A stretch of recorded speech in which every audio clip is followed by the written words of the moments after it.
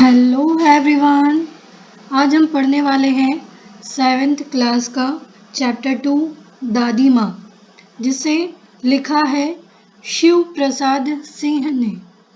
इसके लेखक का नाम है शिव प्रसाद सिंह। इसमें शिव प्रसाद सिंह ने अपनी दादी माँ के साथ बिताए गए कुछ लम्हों के बारे में बताया है।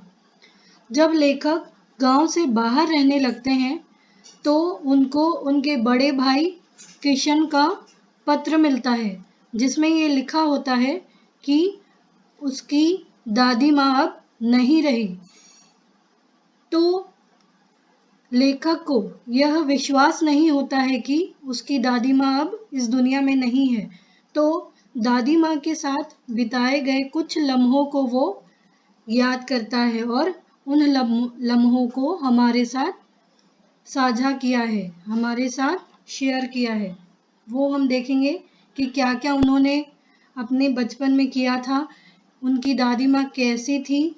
ये सारी चीज़ें इस चैप्टर में दी गई हैं। तो स्टार्ट करते हैं। कमजोर ही है अपनी, पर सच तो है कि जरा सी कठिनाई पड़ते बीसों गर्मी बरसात और वसंत देखने के बाद भी मेरा मन सदा नहीं तो प्रायः अनमना सा हो जाता है। लेखक कह रहे हैं कि कमजोरी ही सही कि उनका लगाव उस गांव से जुड़ा हुआ है कि उन लम्हों को याद करते हुए वो बेचैन हो जाते हैं। मेरे शुभ चिंतक मित्र मुंह पर मुझे प्रसन्न करने के लिए आने वाली छुट्टियों की सूचना देते हैं और पीठ पीछे मुझे कमजोर और जरा सी प्रतिकूलता से घबराने वाला कहकर मेरा मजाक उड़ाते हैं। जो मेरे फ्रेंड्स हैं वो मेरे सामने भले बनते हैं कि अब छुट्टी आएगी तो तुम गांव जाओगे, उन सारे लम्हों को जियोगे, लेकिन वो पीठ पीछे उसका मजाक भी उड़ाते हैं कि ये बहुत ही कमजोर है, स्थिति जो भी परिस्थिति है उससे यह घबरा जाता है और उसका मजाक उड़ाते हैं उनके दोस्त। लेखक का मैं सोचता हूँ अच्छा अब कभी उन बातों को न सोचूंगा। ठीक है जाने दो, सोचने से होता ही क्या है। पर बरबस मेरी आंखों के सामने शरद की शीत किरणों के समान स्वच्छ शीतल किसी की धुंधली छाया नाच उठती है। लेखक का जब उनके दोस्तों के द्वारा मजाक उड़ाया जाता है तो वो लेखक सोचता है कि छोड़ो जाने दो, मैं अब याद नहीं करूँगा गाँव के उन लम्हों को। लेकिन फिर भी वो खुद को रोक नहीं पाता है और कुछ न कुछ बातें बरबस का मतलब होता है न चाहते हुए भी, वो नहीं चाहता है फिर भी उसके आंखों के सामने उसे वो पल याद आते हैं। शरद की शीत किरणों के समान स्वच्छ शीतल किसी की धुंधली छाया यहाँ दादी के बारे में, गांव के लोगों के बारे में, वहाँ की परंपरा के बारे में सब कुछ उसके सामने धुंधली पड़ जाती है, मतलब उसको अस्पष्ट रूप से दिखाई देने लगता है वो सारे लम्हे। मुझे लगता है जैसे क्वार के दिन आ गए हैं। क्वार का मतलब हिंदी महीना का एक नाम है। क्वार जैसे आषाढ़ शुक्ल होता है वैसे ही क्वार महीना का नाम है। मेरे गांव के चारों ओर पानी ही पानी हिलोरे ले रहा था मतलब पानी में जो लहर उठती है उसे हिलोरे कहते हैं। दूर के सिवान से बहकर सिवान गांव की सीमा की भूमि, तो दूर के सिवान से बहकर आए हुए मोथा और साई की अधगली घासें, ये मोथा और साई घास का नाम है। तो गांव के सीमा से बहकर आई हुई घासें जो अधगली है, गेऊर घेवर और वन प्याज की जड़ें तथा नाना प्रकार की बरसाती घासों के बीज सूरज की गर्मी में खौलते हुए पानी में सड़कर एक विचित्र गंध छोड़ रहे हैं। उसे क्या लगता है, क्वार के दिन याद आते हैं। वहाँ क्या होता था, गांव में चारों तरफ पानी के हिलोरे, लंबी लंबी लहरें उठती थी। दूर गांव की सीमा से कुछ घासें जैसे मोथा, साई, ये अधगली घासें वहां बहते हुए आती थी और वो सूरज की गर्मी से, जब सूरज की गर्मी पड़ती थी तो वो पानी में सड़ जाती थी और उससे गंध निकलता था। रास्तों में कीचड़ सूख गया है और गांव के लड़के किनारों पर झाग भरे जलाशयों में धमाके से कूद रहे हैं। कीचड़ सूख गया है, बरसात हुई थी, अब धूप निकल गई है तो जो कीचड़ है वो सूख गया है। गांव में जो जलाशय है, जो तालाब है, जो झाग भरे हैं, उसमें लड़के कूद रहे हैं। अपने अपने मौसम की अपनी अपनी बातें होती है। हर एक मौसम की अपनी अपनी बातें होती है, चाहे वो गर्मी हो, जाड़ा हो, बरसात हो, कोई भी हो, सबकी अपनी एक खासियत होती है। इन खासियत के बारे में हम अपने लाइफ में देखते हैं कि कौन सी मौसम या कौन सा मौसम हमें पसंद आता है। आषाढ़ में आम और जामुन न मिले, कोई बात नहीं, चिंता नहीं। अगहन में, ये आषाढ़, अगहन, ये सब हिंदी महीनों के नाम है। अगहन में चिवड़ा और गुड़ न मिले, दुख नहीं। चैत के दिनों में लाई के साथ गुड़ न मिले, गुड़ की पट्टी न मिले, अफसोस नहीं। पर क्वार के दिनों में इस गंधपूर्ण झाग भरे जल में कूदना न हो तो बड़ा बुरा मालूम होता है। लेखक कहते हैं कि मौसम के हिसाब से जो फल है, जो मिठाइयाँ हैं, वो नहीं मिले तो भी चलेगा, लेकिन जब क्वार का महीना आता है तो ये गंधपूर्ण जो झाग भरे जल है, जब तक इसमें कूदूं ना तब तक बहुत ही बुरा लगता है। मैं भीतर हुड़क रहा था, बेचैन हो रहा था, या आप इसे कह सकते हैं कि हुड़कना।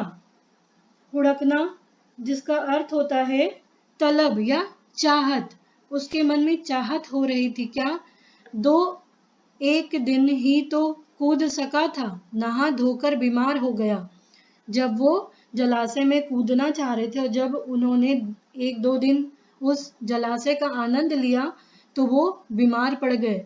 हल्की बीमारी न जाने क्यों मुझे अच्छी लगती है, बीमार होना भी उन्हें अब अच्छा लग रहा है। थोड़ा थोड़ा ज्वर हो, बुखार हो गया उनको। सर में साधारण दर्द और खाने के लिए दिन भर नींबू और साबूदाना। दिन भर बीमार जब वो पड़े तो उन्हें खाने के लिए नींबू और साबूदाना मिलता, लेकिन इस बार ऐसी चीज नहीं थी। ज्वर तो चढ़ा, मतलब बुखार तो बढ़ा, तो चढ़ता ही गया और बढ़ता ही गया बुखार, रजाई पर रजाई, और उतरा रात 12 बजे के बाद। जब बुखार होता है, जब ज्वर होता है तो ठंड बहुत लगती है, तो लेखक भी रजाई पर रजाई ओढ़ने लगा और उनका बुखार रात में 12 बजे के बाद थोड़ा सा उतरा। दिन में मैं चादर लपेटे सोया था, दादी माँ आई। अब वो कमरे में सोए हुए हैं, उनकी दादी माँ आती हैं। शायद नहाकर आई थी उसी झाग वाले जल में। ऐसा लेखक सोच रहे हैं कि शायद उसी जलाशय में, झाग वाले जल में नहाकर आई है। पतले दुबले स्नेह सने शरीर पर सफेद किनारेहीन धोती, सफेद धोती पहनकर, सफेद धोती लपेटे हुए आई हैं। सन से सफेद बालों के सिरों पर सद्य टपके हुए जल की शीतलता। सद्य मतलब अचानक से टपके हुए जल की कुछ बूंद, कुछ भाग, सद्य भाग होना, या जल की कुछ बूंद उनके सिरों से टपक रही थी, जिससे उन बूंदों के द्वारा ठंडक मिल रहा था। जैसे कोई भी इंसान जब नहा कर आता है तो उसके बालों से जो बूंद गिरती है पानी की, वो शीतलता ठंडक प्रदान करती है। तो दादी के बालों से भी टपके हुए जल शीतल या ठंडक प्रदान कर रहे थे। आते ही उन्होंने सर पेट छुए, जैसे हमारे बड़े करते हैं कि बुखार कितना है, कम हुआ या नहीं हुआ, लेखक की दादी भी ऐसे ही कर रही है। आंचल की गांठ खोल किसी अदृश्य शक्तिधारी के चबूतरे की मिट्टी मुंह में डाली, माथे पर लगाई, जिसे जो हम हमारे बड़े बुजुर्ग करते हैं, वो राख, जो वो पूजा के दौरान इस्तेमाल भी करते हैं, वो राख कहते हैं, उसे वो उसके मुंह में डाली थोड़ा सा कि ये जल्दी ठीक हो जाए और थोड़ा माथे में लगाई। दिन रात चारपाई के पास बैठी रहती, कभी पंखा झलती, कभी जलते हुए हाथ पैर कपड़े से सहलाती, सर पर दालचीनी का लेप करती और 20 बार छू छू कर ज्वर का अनुमान लगाती। उसकी दादी हमेशा उसका देखरेख करती थी, और जब वो लेखक बीमार पड़े थे तो दिन रात उसके बेड के पास बैठी रहती थी, कभी पंखा झलती थी, पंखा करती थी, कभी उसके हाथ पैरों को सहलाती थी, कभी उसके माथे पे लेप लगाती थी दालचीनी का, और 20 बार छू छू कर देखती थी कि बुखार कितना है, कम हुआ कि नहीं, हांडी में पानी आया कि नहीं, हांडी मिट्टी का बर्तन, उसे पीपल की छाल से छौंका कि नहीं, खिचड़ी में मूंग की दाल एकदम मिल तो गई है। ये सारी बातों की चिंता करते रहती वो। कोई बीमार के घर में सीधे बाहर से आकर तो नहीं चला गया, कोई बीमार है जो वो उनके दादी के घर के पास से आकर तो नहीं चला गया, ये सभी चिंता करते रहती इन सभी बातों की। आदि लाखों प्रश्न पूछ पूछ कर घर वालों को परेशान कर देती कि कोई आया तो नहीं था जो बीमार था, जिसको मेरी जरूरत थी, खिचड़ी में तुमने मूंग की दाल को ठीक से मिलाया कि नहीं, हांडी में पानी भरा कि नहीं, पीपल की छाल से छौंका कि नहीं, ये सभी बातों की चिंता करती रहती और घर वालों को भी सवाल पूछ पूछ कर परेशान कर देती। दादी माँ को गवई गांव की 50 की दवाओं के नाम याद थे। वो बहुत सारे दवाइयों के नाम भी जानती थी। गांव में कोई बीमार होता, उसके पास पहुंचती और वहां भी वही काम। उन्हें जब गांव में कोई भी बीमार पड़ता तो वो वहां जाती और उनकी देखरेख करती, उन्हें दवाई देती। हाथ छूना, माथा छूना, पेट छूना, जैसे हम कोई भी बीमार पड़ जाता है तो हाथ पेट माथा ये सब छू कर देखते हैं, वैसे ही दादी भी करती। फिर भूत से लेकर मलेरिया, सरसाम, निमोनिया तक का अनुमान विश्वास के साथ सुनाती। ये बीमारियों के नाम हैं, ये सारे वो सुनाती थी जो बीमार पड़ जाता था उनको। महामारी और विषूचिका के दिनों, महामारी और विषूचिका एक छुआछूत की बीमारी होती है, के दिनों में रोज सवेरे उठकर स्नान के बाद लवंग और गुड़ मिश्रित जलधार, लवंग और गुड़ से मिले जिसमें पानी भी होता है वो, और गूगल का धूप, गूगल एक वृक्ष पेड़ का नाम होता है जिसकी छाल से धूप बनता है, जिसे हम घर में धूनी देते हैं, जिससे घर का वातावरण सुगंधित हो जाता है वो। तो इन सभी क्रियाओं को दादी किया करती थी। सफाई कोई उनसे सीख ले, सफाई करने में भी वो बहुत तेज थी, उनको गंदगी पसंद नहीं थी। दवा में देर होती, मिश्री या शहद खत्म हो जाता, चादर या गिलाफ नहीं बदले जाते तो वे जैसे पागल हो जाती।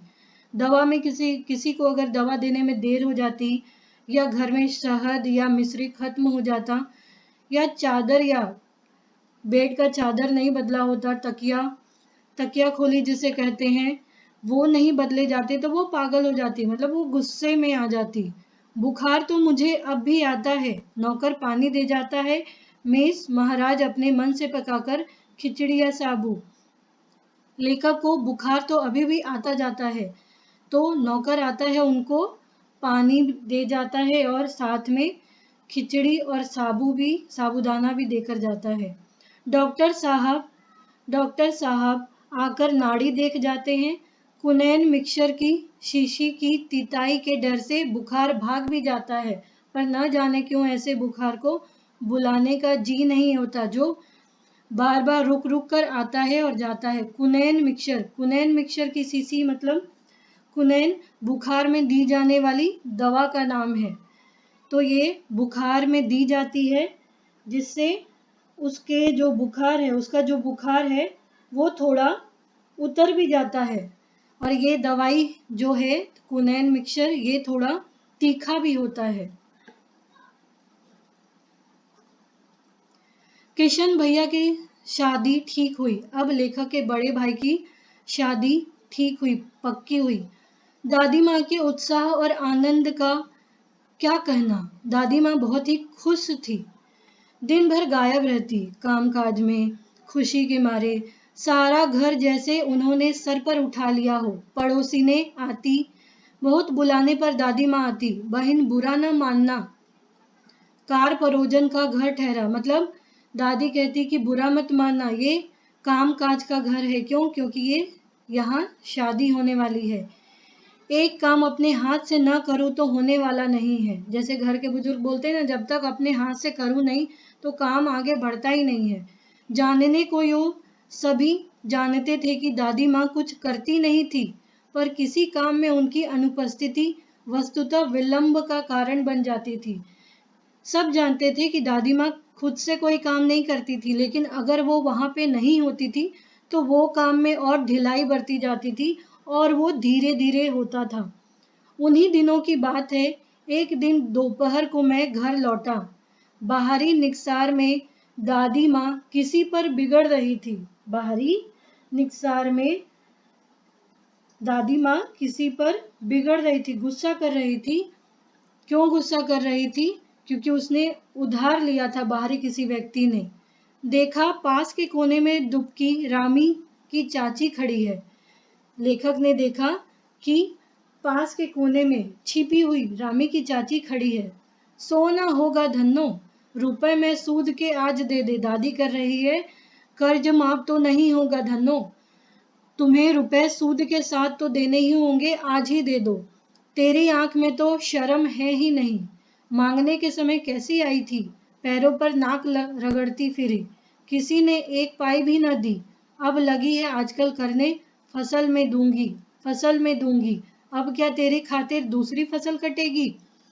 दादी कह रही है, जब मांगने का समय आया था तब तो नाक रगड़ते हुए आई थी, और गांव में तुम्हें किसी और ने तो उधार नहीं दिया था, मैंने ही दिया था। और तुमने कहा था कि जब फसल कटेगा तो मैं दूंगी, जब फसल कटेगा तो मैं दूंगी, लेकिन अब तो तेरी पता नहीं दूसरी फसल कब कटेगी।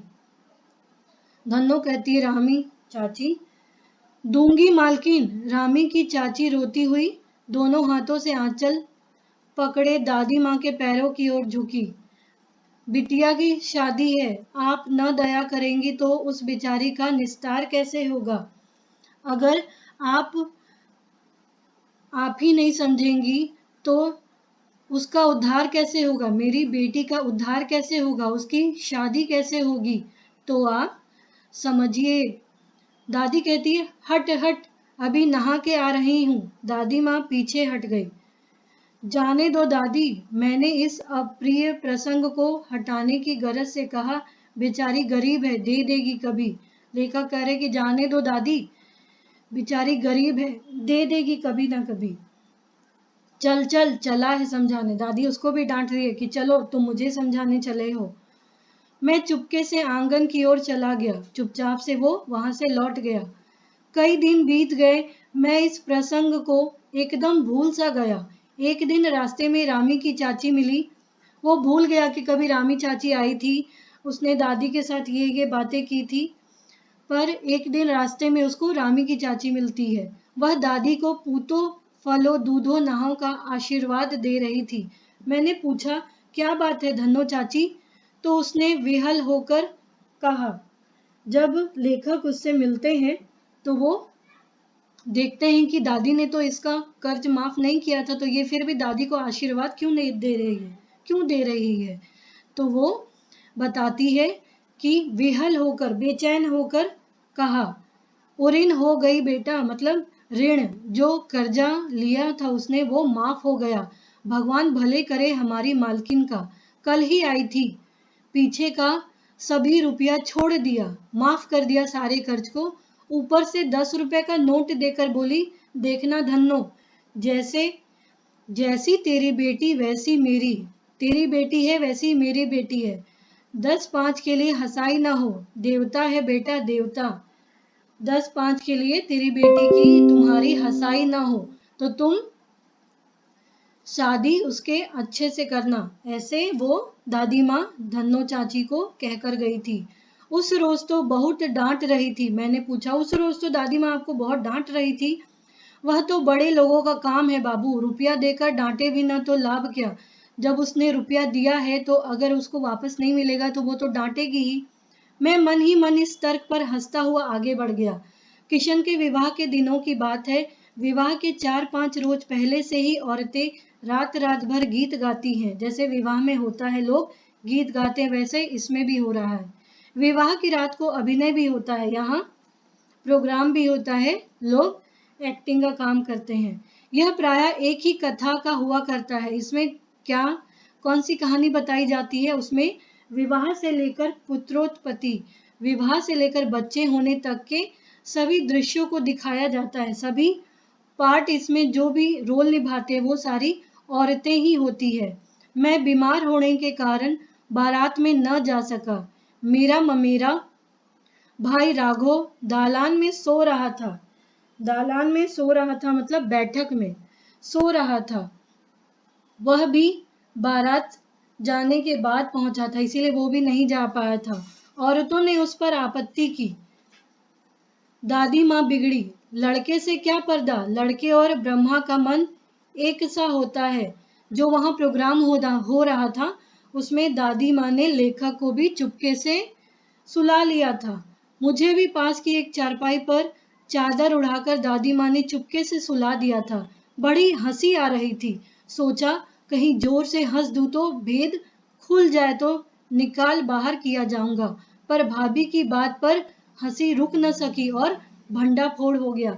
लेखक अपनी हंसी को छुपाने की कोशिश कर रहा था, दबाने की कोशिश कर रहा था, लेकिन भाभी की हंसी, भाभी की जो बात है उस पे लेखक को हंसी आ ही गई और वो खुद को नहीं रोक पाया और वो पकड़ा गया। देबू की माँ ने चादर खींच ली। कहो दादी, यह कौन सा बच्चा सोया है? बेचारा रोता है शायद, दूध तो पिला दो। हाथपाई शुरू हुई, हाथापाई शुरू हो गई। दादी माँ बिगड़ी। लड़के से क्यों लड़ती है? जब उसे हाथापाई करने लगे तो दादी माँ उसको बचाने लगी और डांटने लगी कि क्यों तुम इससे लगती हो। सुबह रास्ते में देबू की माँ मिली। कल वाला बच्चा भाभी। मैं वहां से जोर से भागा और दादी माँ के पास जाकर खड़ा हो गया। जब किसी बच्चे को डांटा जाता है तो वो अपने पेरेंट्स के पास जाकर खड़े होते हैं, जिससे उनका डर निकल जाता है कि हमारे पेरेंट्स हमें बचाएंगे।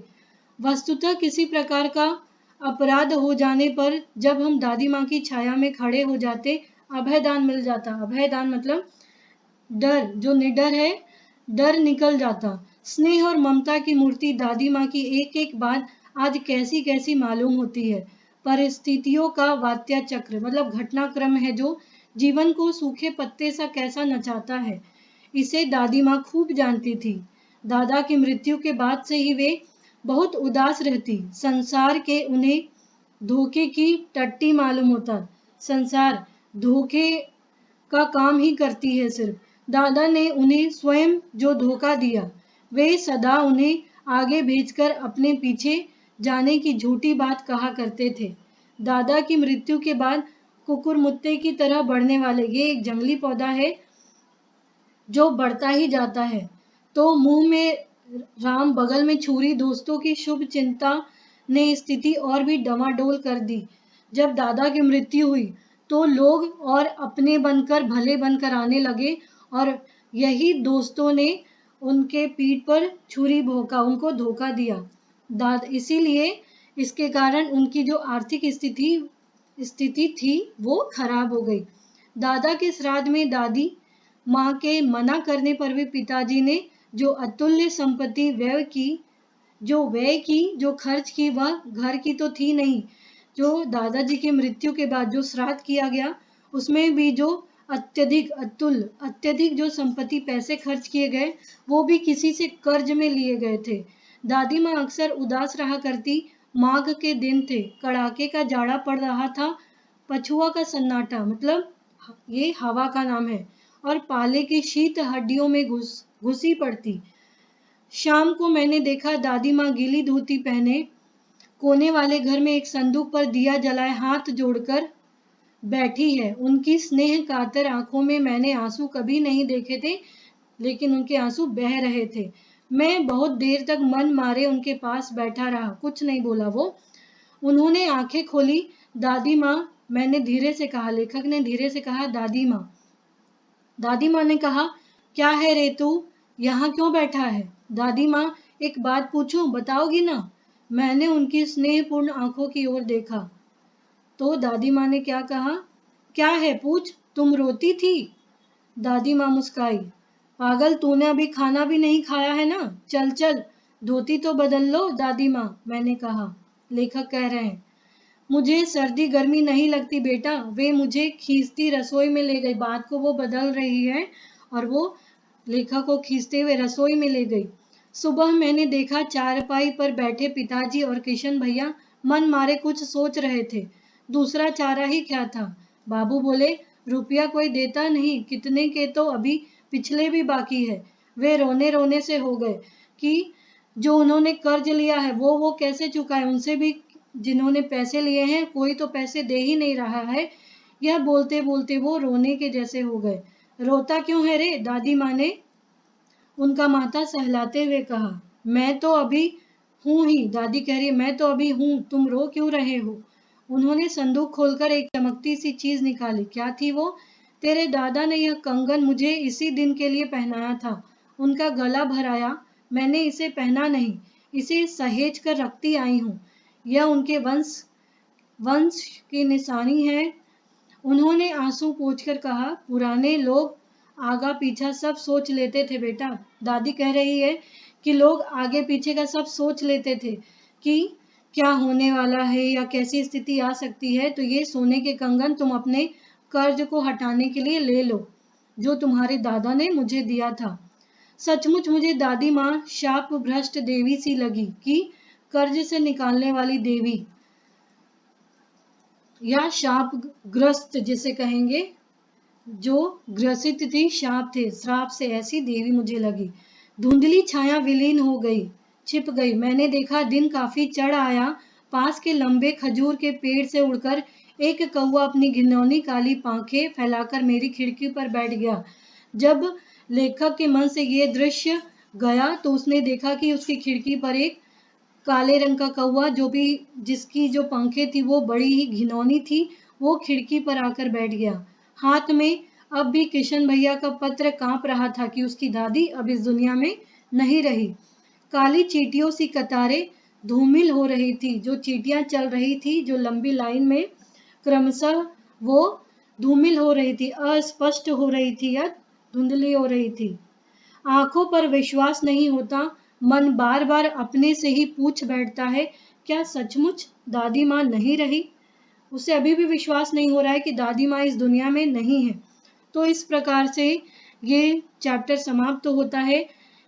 ये काफी लंबा हो गया है, इसीलिए इसके प्रश्न उत्तर हम लोग नेक्स्ट वीडियो में करेंगे। Thank you.